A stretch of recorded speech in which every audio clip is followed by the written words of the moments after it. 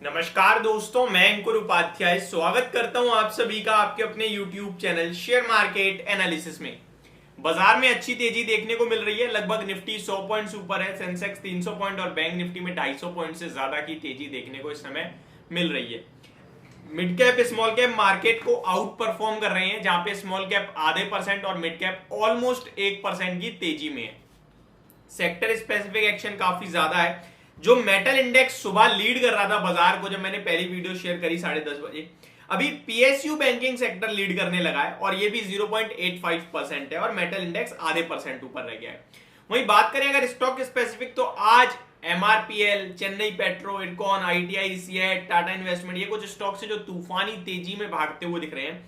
लेकिन एक स्टॉक जिसमें अच्छे बाजार में भी गिरावट आते हुए दिख रही है खबरों की वजह से, शेयर का नाम है ट्राइडेंट। जी हाँ दोस्तों, इस शेयर को वैसे तो मैंने आप सभी के साथ काफी बार डिस्कस करा है और इन्वेस्टमेंट के लिए भी अभी 37 रुपीज के लेवल्स पे लगभग 5-7 ट्रेडिंग सेशन पहले ही आपके साथ शेयर किया था। अभी 36 रुपए पे, आज की गिरावट के बाद 36 रुपए 25 पैसे के भाव पे है, यानी 75 पैसे वहां से डाउन है।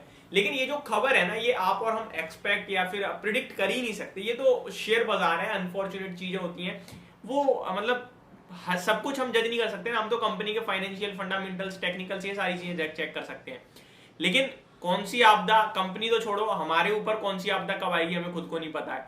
तो एग्जैक्टली इसके ऊपर एक प्रॉब्लम आते हुए दिख रही है, जिसकी वजह से ये शेयर टूटा है। अब क्या है पूरी खबर और इस प्रॉब्लम का कितना बड़ा इंपैक्ट स्टॉक पे हो सकता है, इसको समझने की और जानने की कोशिश करेंगे इस वीडियो के माध्यम से। तो शुरू करते हैं बिना किसी देरी के। पहले मैं आपको बताना चाहता हूं, इस तरीके की खबरें कंपनी के लिए आती रहती हैं। इस तरीके की खबरें जब आती हैं तो दो केस होते हैं। पहला, ये एक तरीके से बस एक update, news, breaking news, headline आ गई कि ऐसा हो रहा है। अब होने के बाद पता चलता है कि कुछ है गलत या नहीं है गलत। कुछ गलत निकला तो फिर असली प्रॉब्लम शुरू होती है और कुछ गलत नहीं निकला तो फिर वापस शेयर बाउंस बैक कर देता है। यानी हम आगे भी प्रिडिक्ट नहीं कर सकते हैं। ये तो वही बात हो गई कि मैं आपसे पूछ लूं कि सुप्रीम कोर्ट क्या बोलेगा अदानी हिंडनबर्ग के केस पे, या फिर कोई चीज होनी है मैं पूछ लूं अच्छी होगी या गलत होगी। तो इस तरीके का एक ये होता है। अब पहले मैं खबर समझाता हूं। ट्राइडेंट का शेयर 2.5% नीचे आ गया है इस खबर के चलते। खबर है आईटी डिपार्टमेंट यानी इनकम टैक्स डिपार्टमेंट रेड मारता हुआ दिख रहा है ट्राइडेंट ग्रुप के काफी सारी जगहों पर।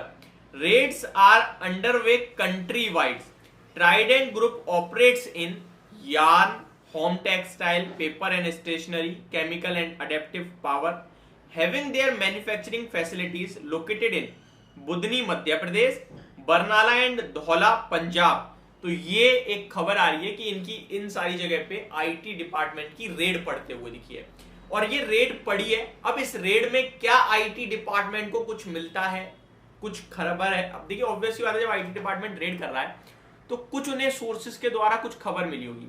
अब वो कितनी बड़ी नेगेटिव निकलती है या फिर कुछ नहीं निकलता है, दोनों ही चीजें हो सकती हैं। एक एक एग्जांपल देना चाहूंगा। आईटी डिपार्टमेंट ने रेड मारी थी, आपका एक स्टॉक था जिसका नाम मेरे को चेक करना पड़ेगा अभी, बहुत यूफ्लेक्स नोएडा के जो इनके दफ्तर है वहां पे रेड मारी थी और बहुत कुछ निकला भी था। तो शेयर का प्राइस काफी तेजी से टूटा, लेकिन एट द एंड अभी दोबारा ऊपर आ गया। लगभग 8 महीने का समय ले लिया इस चीज ने। वहीं एक और स्टॉक का नाम मेरे दिमाग में नहीं आ रहा है अभी, उस पर भी रेट मारी थी पर कुछ नहीं निकला तो शेयर का प्राइस वापस भाग गया। तो सेम सिचुएशन यहां भी है। लेकिन आपको क्या करना है एज अ इन्वेस्टर, दो चीजें करनी है। पहली, अभी एवरेजिंग और बाइंग मत करना। एवरेजिंग के लिए तो टूटा ही कितना है, 2.5% टूटा हुआ है और खरीद के लेवल से तो 2.5% भी नहीं टूटा है, 2% नीचे है।